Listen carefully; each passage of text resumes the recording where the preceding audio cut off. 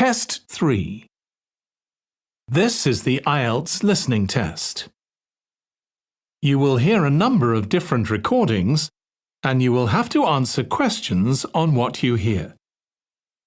There will be time for you to read the instructions and questions, and you will have a chance to check your work. All the recordings will be played once only. The test is in 4 parts. At the end of the test, you will be given 10 minutes to transfer your answers to the answer sheet. Now turn to Part 1.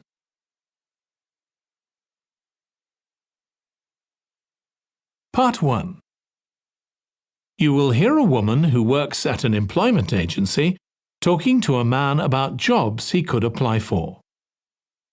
First, you have some time to look at questions 1 to 5.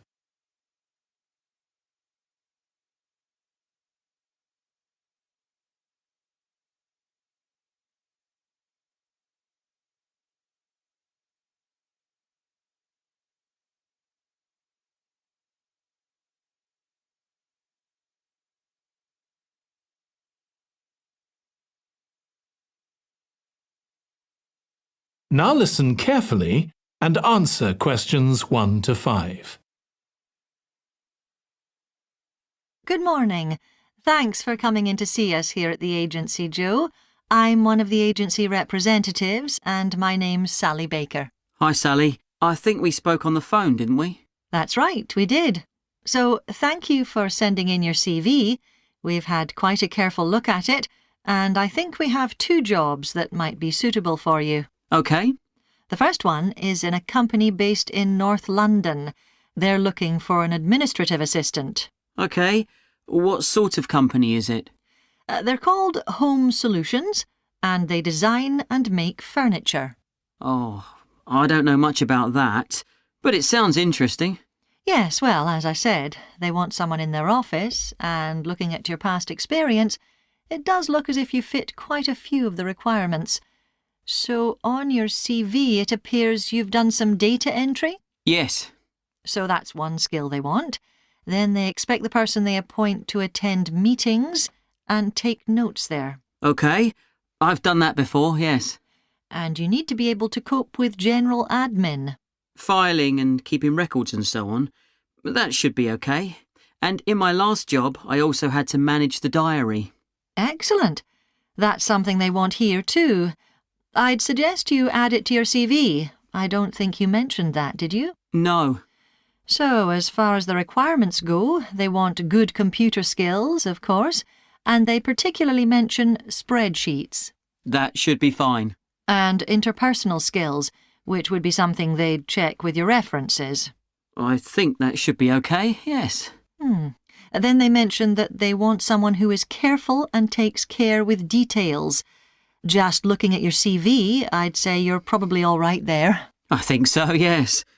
Do they want any special experience? I think they wanted some experience of teleconferencing. Oh, I've got 3 years' experience of that. Let's see. Yes, good. In fact, they're only asking for at least 1 year, so that's great. So is that something that might interest you? It is, yes. The only thing is, you said they were in North London, so it would be quite a long commute for me. OK. Before you hear the rest of the conversation, you have some time to look at questions 6 to 10.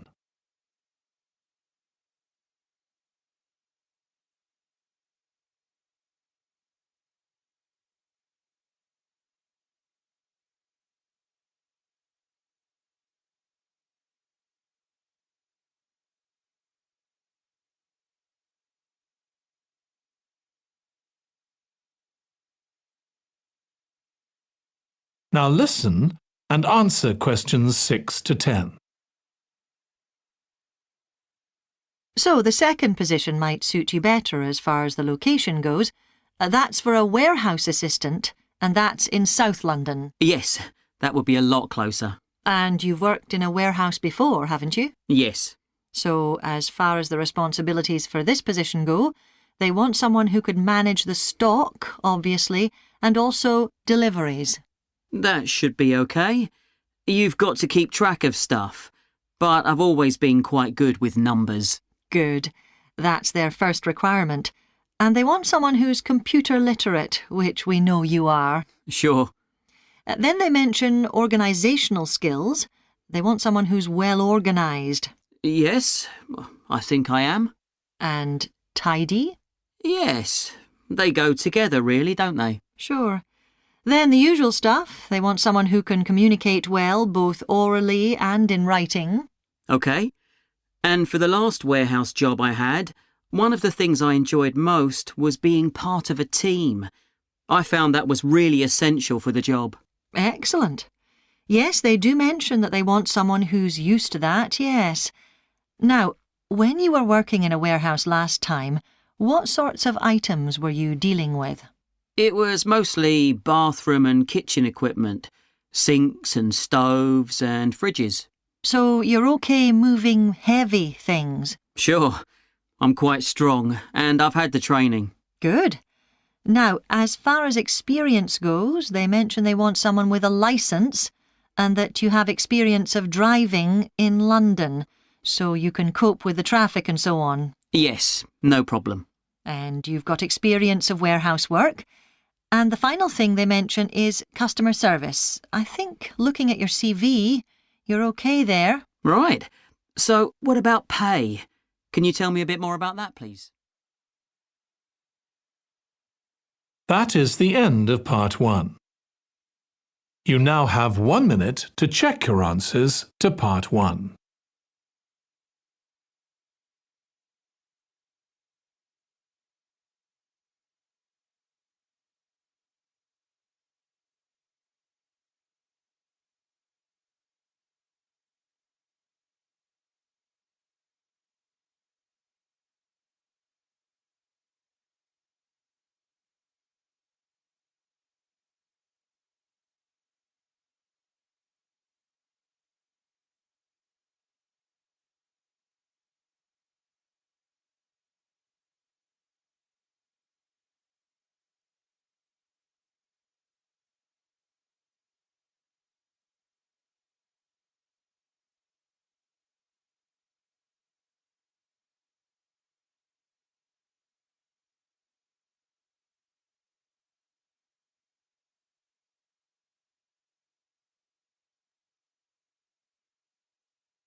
Part 2. You will hear a woman called Alice Riches talking on the radio about a scheme which involves closing streets to traffic to allow children to play. First, you have some time to look at questions 11 to 16.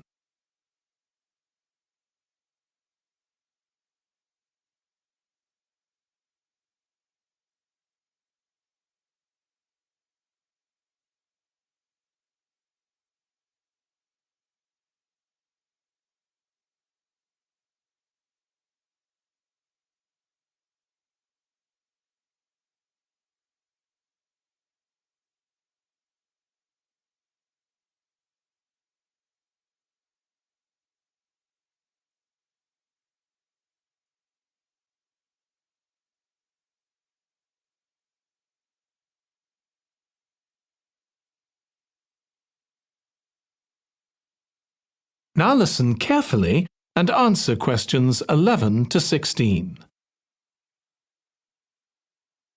My guest on the show today is Alice Riches, who started the street play scheme where she lives in Beechwood Road. For those of you that don't already know, street play involves local residents closing off their street for a few hours so that children have a chance to play in the street safely. She started it in her own street, Beechwood Road, and the idea caught on, and there are now street play schemes all over the city. So when did you actually start the scheme, Alice? Well, I first had the idea when my oldest child was still a toddler, so that's about 6 years ago now, but it took at least 2 years of campaigning before we were actually able to make it happen. So the scheme's been up and running for 3 years now. We'd love to be able to close our road for longer, for the whole weekend, from Saturday morning until Sunday evening, for example. At the moment, it's just once a week, But when we started, it was only once a month, but we're working on it. So what actually happens when Beechwood Road is closed? We have volunteer wardens, mostly parents, but some elderly residents too, who block off our road at either end. The council have provided special signs, but there's always a volunteer there to explain what's happening to any motorists. Generally, they're fine about it. We've only had to get the police involved once or twice.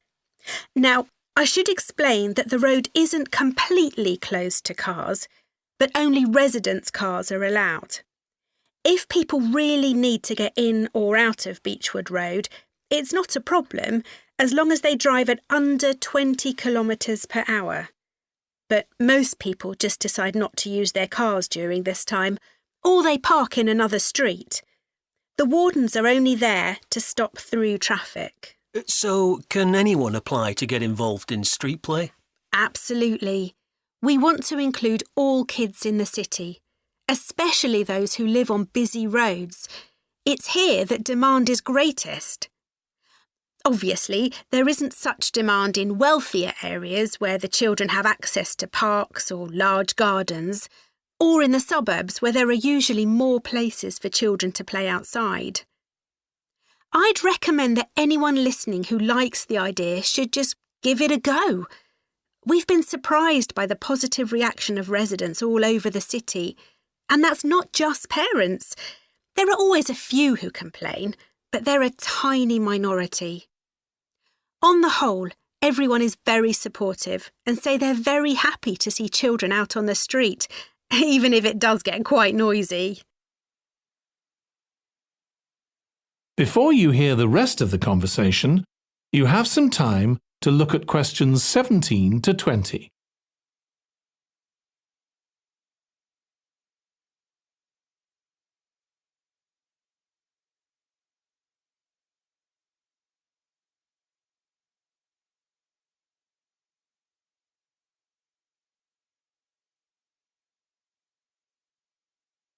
Now listen and answer questions 17 to 20. There have been so many benefits of street play for the kids. Parents really like the fact that the kids are getting fresh air instead of sitting staring at a computer screen, even if they're not doing anything particularly energetic. And of course, it's great that kids can play with their friends outside without being supervised by their parents. But for me, the biggest advantage is that kids develop confidence in themselves to be outside without their parents. The other really fantastic thing is that children get to know the adults in the street. It's like having a big extended family. It certainly does have a lot of benefits. I want to move on now and ask you about a related project in King Street. Right. Well, this was an experiment I was involved in, where local residents decided to try and reduce the traffic along King Street, which is the busiest main road in our area, by persuading people not to use their cars for one day. We thought about making people pay more for parking, but we decided that would be really unpopular. So instead, we just stopped people from parking on King Street, but left the other car parks open. It was surprising how much of a difference all this made. As we'd predicted, air quality was significantly better. But what I hadn't expected was how much quieter it would be, even with the buses still running. Of course, everyone said they felt safer, but we were actually amazed that sales in the shops went up considerably that day. We thought there'd be fewer people out shopping, not more. That's really interesting. So the fact that the street was... That is the end of part 2.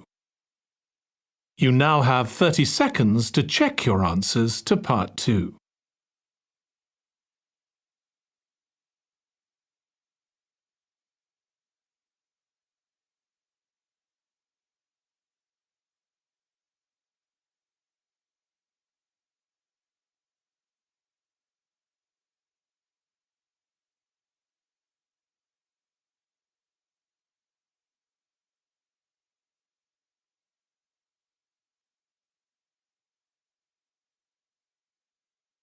Part 3.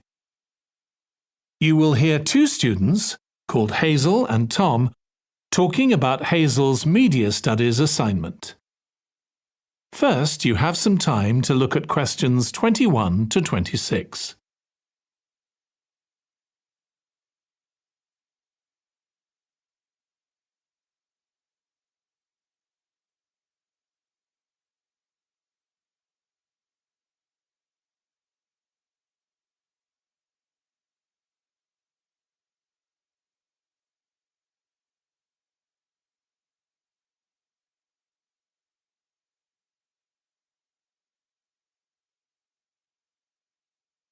Now listen carefully and answer questions 21 to 26. Tom, could I ask you for some advice, please? Yes, of course. If you think I can help. What's it about? It's my first media studies assignment, and I'm not sure how to go about it. You must have done it last year. Is that the one comparing the coverage of a particular story in a range of newspapers? That's right. Oh, yes. I really enjoyed writing it. So, what sort of things do I need to compare? Well, there are several things. For example, there's the question of which page of the newspaper the item appears on. You mean because there's a big difference between having it on the front page and the bottom of page 10, for instance? Exactly. And that shows how important the editor thinks the story is. Then there's the size. How many column inches the story is given. How many columns it spreads over. And I suppose that includes the headline. It certainly does. It's all part of attracting the reader's attention. What about graphics? Whether there's anything visual in addition to the text? Yes, you need to consider those too, because they can have a big effect on the reader's understanding of the story. Sometimes a bigger effect than the text itself. Then you'll need to look at how the item is put together. What structure is it given? Bear in mind that not many people read beyond the first paragraph. So what has the journalist put at the beginning? And if, say, there are conflicting opinions about something, does one appear near the end where people probably won't read it? And newspapers sometimes give wrong or misleading information, don't they? Either deliberately or by accident. Should I be looking at that too? Yes, if you can. Compare what's in different versions. And as far as possible, try and work out what's true and what isn't. And that relates to a very important point. What's the writer's purpose? Or at least the most important one, if they have several. It may seem to be to inform the public, but often it's that they want to create fear or controversy, or to make somebody look ridiculous. Gosh, I see what you mean. And I suppose the writer may make assumptions about the reader. That's right. About their knowledge of the subject, their attitudes, and their level of education, which means writing so that the readers understand without feeling patronised. All of that will make a difference to how the story is presented. Before you hear the rest of the discussion, you have some time to look at questions 27 to 30.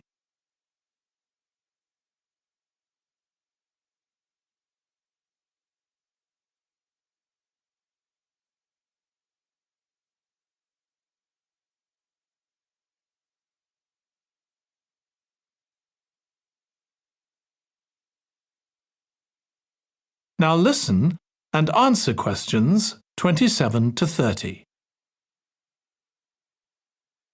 Does it matter what type of story I write about? No.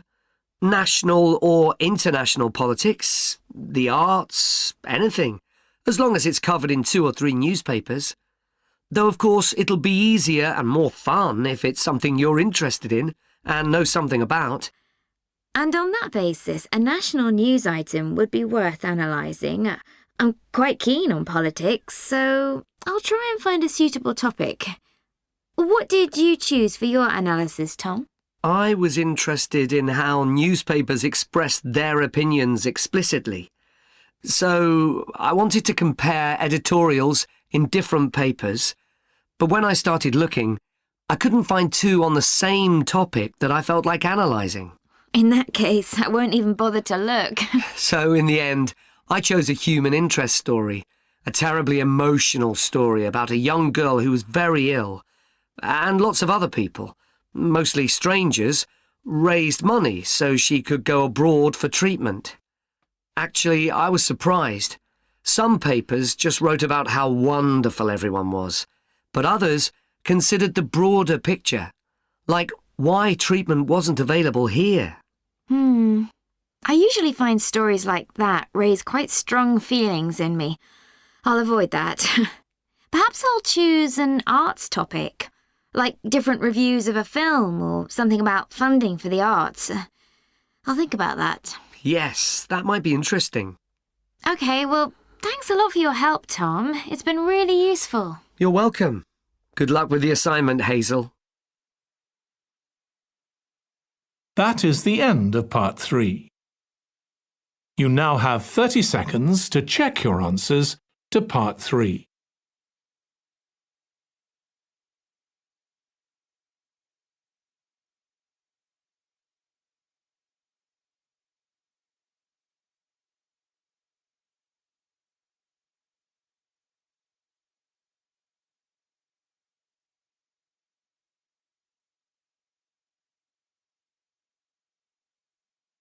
Part 4. You will hear part of a lecture on the early history of keeping clean. First, you have some time to look at questions 31 to 40.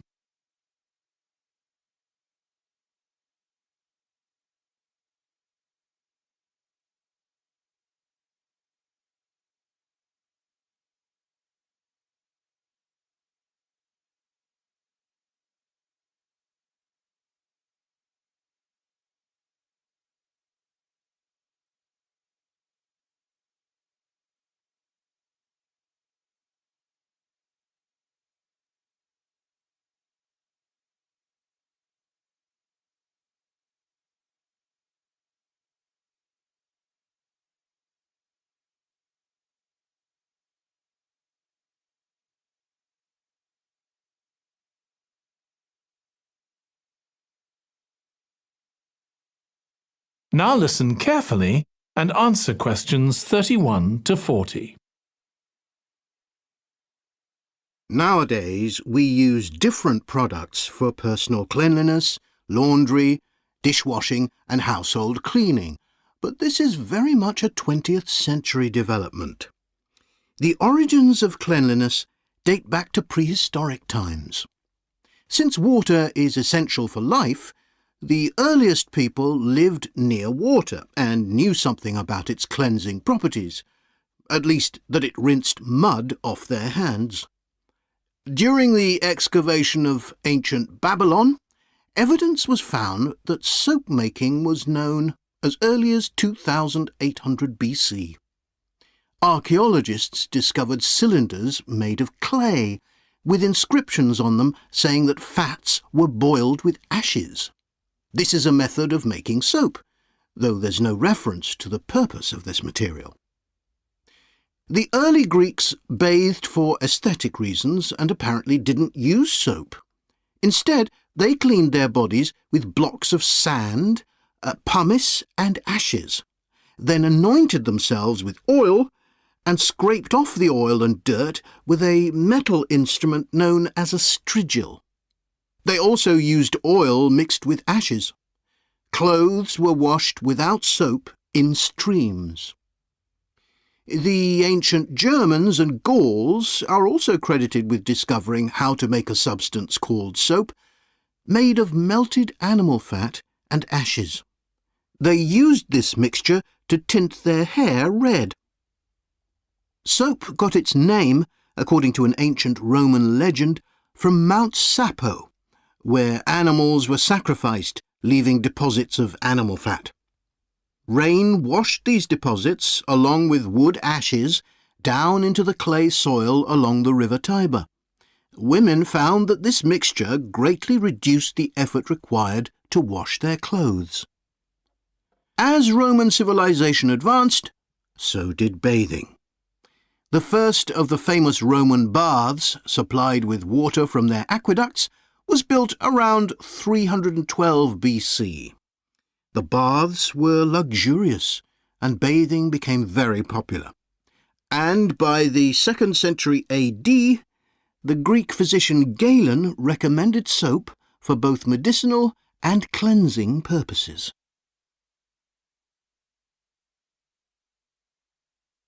After the fall of Rome in 467 AD and the resulting decline in bathing habits, much of Europe felt the impact of filth on public health. This lack of personal cleanliness and related unsanitary living conditions were major factors in the outbreaks of disease in the Middle Ages, and especially the Black Death of the 14th century. Nevertheless, soap-making became an established craft in Europe, and associations of soap-makers guarded their trade secrets closely. Vegetable and animal oils were used with ashes of plants, along with perfume, apparently for the first time. Gradually, more varieties of soap became available for shaving and shampooing, as well as bathing and laundering.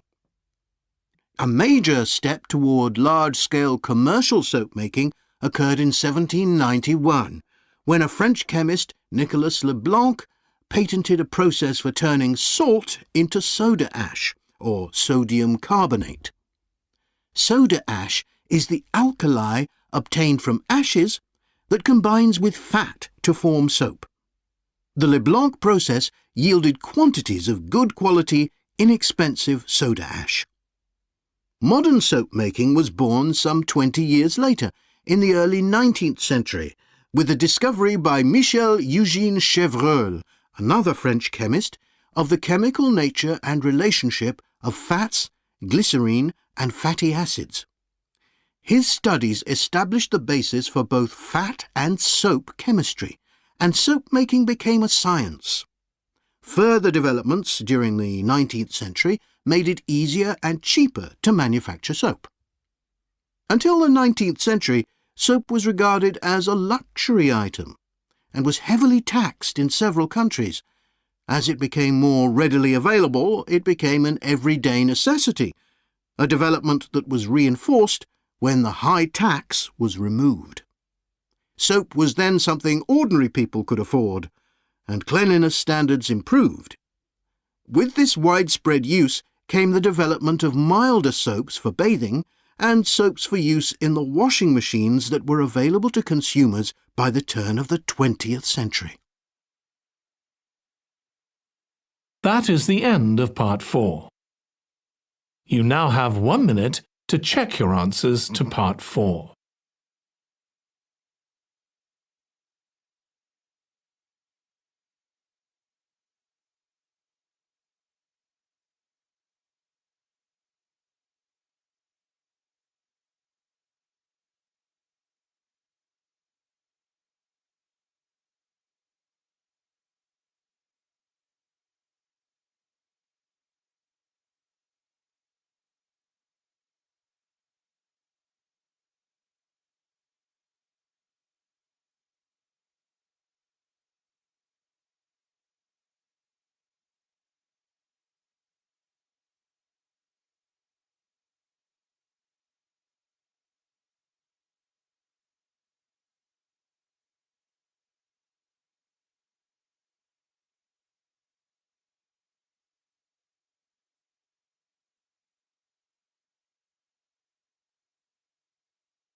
That is the end of the listening test. In the IELTS test, you would now have 10 minutes to transfer your answers to the answer sheet.